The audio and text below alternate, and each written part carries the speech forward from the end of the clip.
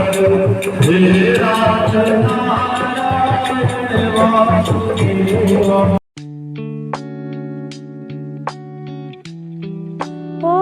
भूर्भुवः स्वः तत्सवितुर्वरेण्यं भर्गो देवस्य धीमहि धियो यो नः प्रचोदयात्। Hello friends, good morning. तो हो चुकी है एक नए दिन की शुरुआत और मैं सूर्य को जल चढ़ाते हुए अपने ब्लॉग की शुरुआत भी कर चुकी हूँ। तो दोस्तों, आप लोग सोच रहे होंगे कि सूर्य को जल चढ़ाते हुए तो हम इसको पहले भी देख चुके हैं, मगर उस ब्लॉग में मैंने अपना डेली रूटीन दिखाया था। और आज मैं सूर्य को जल चढ़ाते समय हमें जिन बातों का ध्यान रखना चाहिए उससे संबंधित मुझे जितनी भी जानकारी है मैं आप लोगों के साथ उसको शेयर करना चाहूँगी। तो दोस्तों, जैसा कि आप सभी जानते हैं, जब भी हम किसी इलेक्ट्रिक सामान को छूते हैं या बिजली से संबंधित कुछ भी कार्य करते हैं तो हमें नंगे पाँव नहीं रहना चाहिए। तो ठीक उसी तरह जब हम सूर्य को जल चढ़ाते हैं तो उस समय भी हमें नंगे पाँव नहीं रहना चाहिए, क्योंकि जो सूर्य से किरणें निकलती हैं वो भी करंट के समान होती हैं। तो हमें इस बात का ध्यान रखना है कि जब हम जल चढ़ाते हैं तो उस समय हमने किसी मैट के ऊपर, किसी कपड़े के ऊपर खड़े रहना है या किसी चौकी के ऊपर खड़े होकर हम जल चढ़ाएंगे। और हाँ, अगर उस समय ये सामान उपलब्ध नहीं है तो हम जिन चप्पलों को पहन के गए हैं तो उन चप्पलों को पहले हम उतारेंगे और उसके बाद उन चप्पलों के ऊपर खड़े होकर हम जल चढ़ा सकते हैं। जब भी हम सूर्य को जल चढ़ाते हैं उस समय हमें 9 या 11 बार गायत्री मंत्र का जाप करना चाहिए। और हाँ, अगर आप लोगों को गायत्री मंत्र याद नहीं है या उस समय आपके पास इतना समय नहीं है कि आप लोग गायत्री मंत्र का जाप कर सकें, तो आप लोग जो सूर्यदेव के 12 नाम हैं उनका भी उच्चारण कर सकते हैं। लेकिन एक बात का ध्यान रखें, जब आप सूर्यदेव को जल चढ़ा रहे हैं तो उस समय आप जो भी मंत्रोच्चारण कर रहे हैं उस समय आपके लोटे से पानी की धार गिरती रहनी चाहिए। तो दोस्तों, इससे आगे को हमको इस बात का भी ध्यान रखना है कि जो लोटे में से जो पानी गिर रहा है वो हमारे पैरों को ना छुए, यानी कि जो नीचे पानी फैला है उसमें हमारा पैर ना पड़े। जब हम किसी फर्श में ऊंचाई से पानी गिराते हैं तो जो पानी की जो बूंदें हैं वो उछल के ऊपर आती हैं और वो ऑटोमेटिकली हमारे पैरों को छू सकती हैं। तो इसलिए हमें इस बात का ध्यान रखना है कि हम किसी ऊंचे स्थान में खड़े होकर जल चढ़ाएं। वो देखिए, मैं खड़े होती हूँ उस चेयर में, क्योंकि मैं अपने घर की छत में सूर्य को जल चढ़ाती हूँ। और हाँ, अगर आप लोग किसी कच्चे आंगन में खड़े हैं या आप किसी मिट्टी में अगर पानी को गिरा रहे हैं तो आपको टेंशन लेने की ज़रूरत नहीं है, क्योंकि जो मिट्टी है वो खुद ही पानी को एब्जॉर्ब कर लेती है। तो दोस्तों, ये तो थी कुछ बातें जो मैंने आप लोगों के साथ शेयर करी।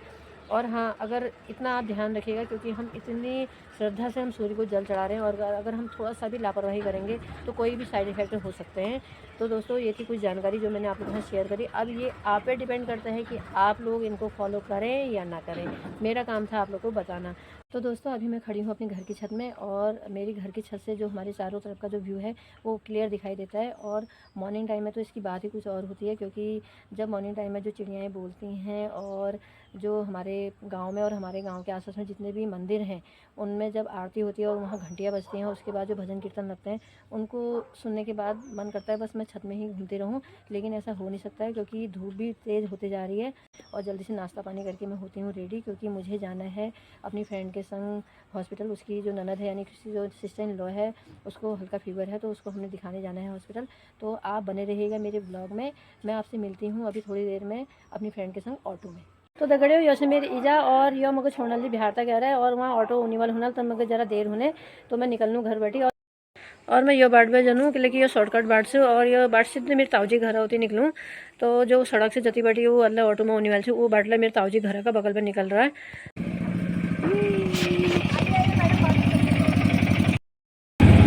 तो दोस्तों, ये है मेरी दोस्त और अभी हम बैठे हैं ऑटो में और ये है इसकी ननद मेरे के, और अभी हम जा रहे हैं हॉस्पिटल को। गाइज, अभी हम अपने घर से मेन हाईवे की ओर जा रहे हैं और मेन हाईवे के लिए हम जिस सड़क से जा रहे हैं वो हाटकालिका मंदिर के पास से होते हुए जाती है। मैंने आपको अपने पहले के ब्लॉग में बताया था कि हाटकालिका मंदिर में श्रीमद् भागवत कथा होने वाली है, उसका अनाउंसमेंट कर रहे थे। तो मैं आपको बता दूं कि आज से यहाँ श्रीमद् भागवत कथा का शुभारंभ हो चुका है और अभी सुबह ही यहाँ से कलश यात्रा निकली है। तो देखिए, अभी हम यहाँ बिल्कुल पहुँचने वाले हैं हाटकालिका मंदिर के पास। ये देखिए, यहाँ पर गेट बनाया गया है और मंदिर प्रांगण के चारों तरफ टेंट लगा हुआ है। तो गाइज, मैं कलश यात्रा को देखने के लिए तो आई थी, लेकिन उसमें शामिल नहीं हो पाई, क्योंकि कलश यात्रा हाटकालिका मंदिर से निकली है बेल बाबा मंदिर के लिए, और बेल बाबा मंदिर जो है वो मेन हाईवे में 2.5 किलोमीटर की दूरी में है।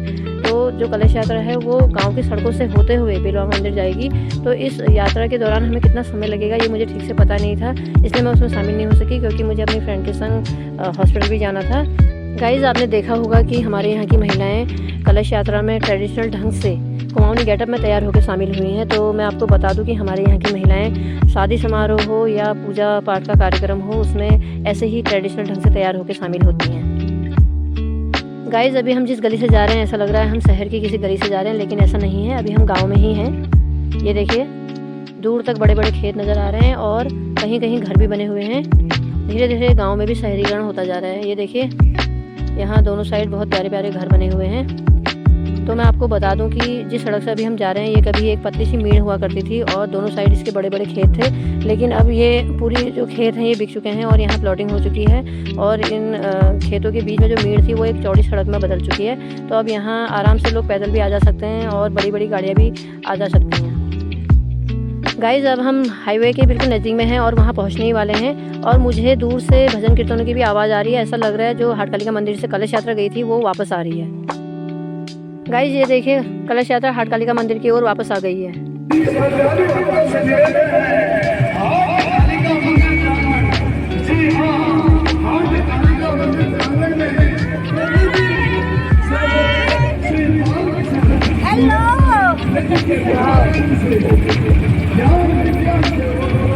प्रणाम।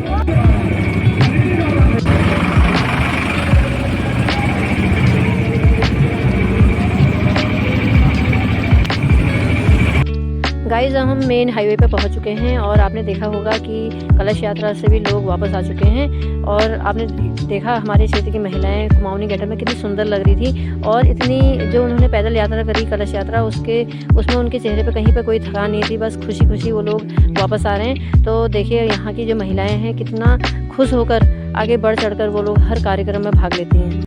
गाइज़ अब हम जा रहे हैं हाईवे से हॉस्पिटल की ओर।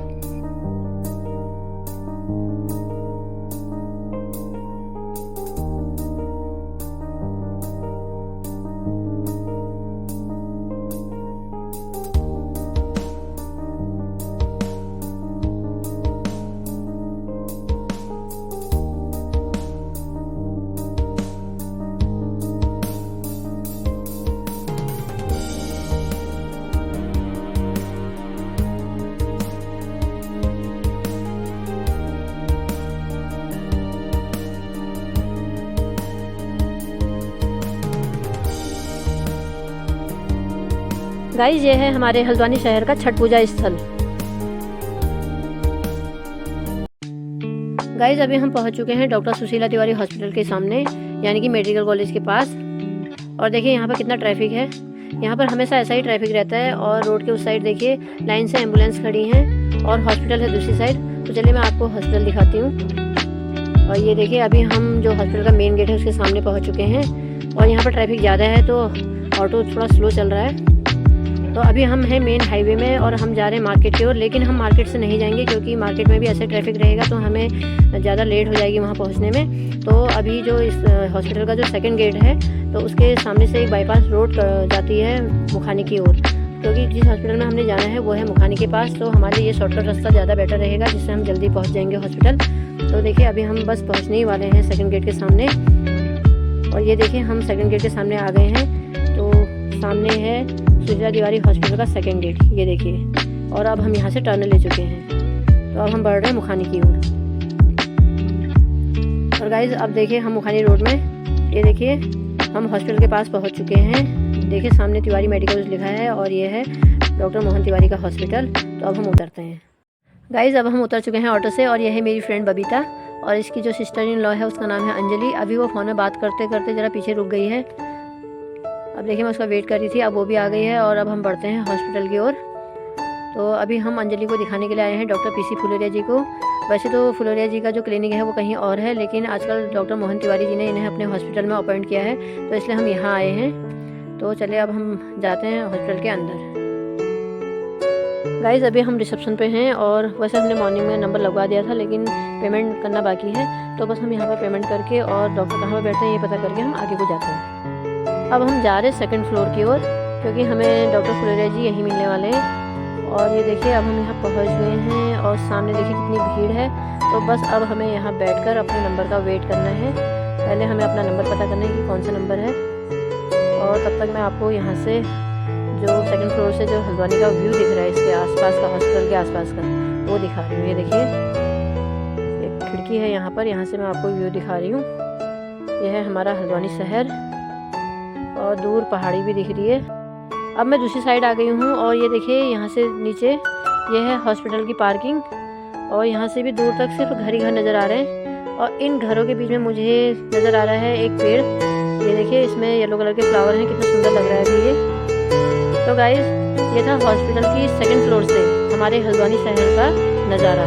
तो अब मैं जा रही हूँ अपने दोस्तों के पास, क्योंकि मुझे वो लोग वहाँ पर नज़र नहीं आ रहे हैं, शायद नंबर आ चुका है। तो मैं जाती हूँ क्योंकि वो लोग अंदर की ओर जा रहे हैं। तो मिलवाती हूँ मैं आपको यहाँ के डॉक्टर से। तो गाइज़, ये हैं हमारे शहर के जाने माने सर्जन डॉक्टर पीसी फुलोरिया जी। और इनमें जो सबसे बड़ी खूबी है वो है इनका सरल स्वभाव। ये देखिए, अभी अंजलि भी कितना खुश होकर बात कर रही है उनसे। अभी तक ये हमारे साथ मुरझाई सी थी, और जैसे ही डॉक्टर इससे बात कर रहे हैं तो ये कितना खुश होकर बात कर रही है, क्योंकि जैसे डॉक्टर को पता चला कि अंजलि अल्मोड़ा से बिलोंग करती है तो वो उससे पहाड़ी में बात कर रहे हैं। तो देखिए कितना खुश होकर वो उनसे बात कर रही है और उनको अपना सारा हालचाल बता रही है। अब सर ने अंजलि का पूरा हालचाल जान लिया है और अंजलि ने अपनी जो भी प्रॉब्लम बताई सर उस हिसाब से कुछ मेडिसिन लिख रहे हैं। तो अभी हमने हॉस्पिटल के अंदर जो मेडिकल स्टोर है वहाँ से मेडिसिन भी लेनी है। तो गाइस, आप लोगों को मैं मिलूँगी हॉस्पिटल के बाहर, तो आप लोग मेरे ब्लॉग में बने रहिएगा। गाइस, अब हम लोग आ चुके हैं हॉस्पिटल के बाहर और ये देखिए मेरी फ्रेंड कुछ फ्रूट्स ख़रीद रही है। तो फ्रूट्स ख़रीदने के बाद हम लोग यहाँ से निकलते हैं ऑटो में मार्केट की ओर।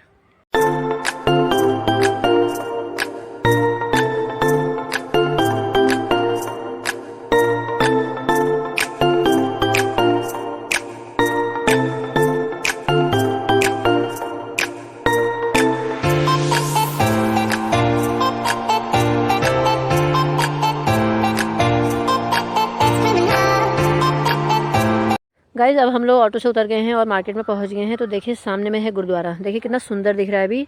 और अभी शाम का टाइम है। हम लोग दिन में निकल गए थे 11 बजे घर से और होते होते हमको शाम हो गई है यहीं। तो अभी हमने कुछ खाना भी है क्योंकि हमको बहुत भूख लगी है। तो सबसे पहले मैं जो आपको हमारे हल्द्वानी शहर में जो चौराहे में कालूसाई मंदिर है वहाँ के दर्शन कराती हूँ और उसके बाद हम कुछ खाएँगे, फिर उसके बाद हम घर को निकलेंगे। गाइस, हम लोग मंदिर के पास आ चुके हैं। ये देखिए, ये है यहाँ का कालूसाई मंदिर। तो चलिए मैं आपको मंदिर के दर्शन कराती हूँ।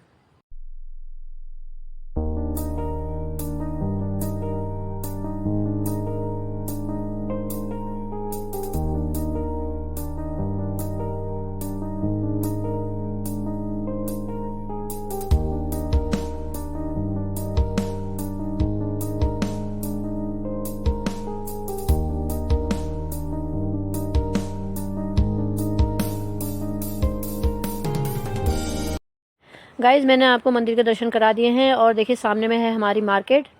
यहाँ सारी मार्केट है ये अंदर, और हम जाएंगे यहाँ सामने से घर की ओर। तो पहले हम कुछ खा लेते हैं। अभी हम आ गए हैं भूखन लाल स्वीट्स पे और यहाँ पर होगी हमारी गोलगप्पा पार्टी।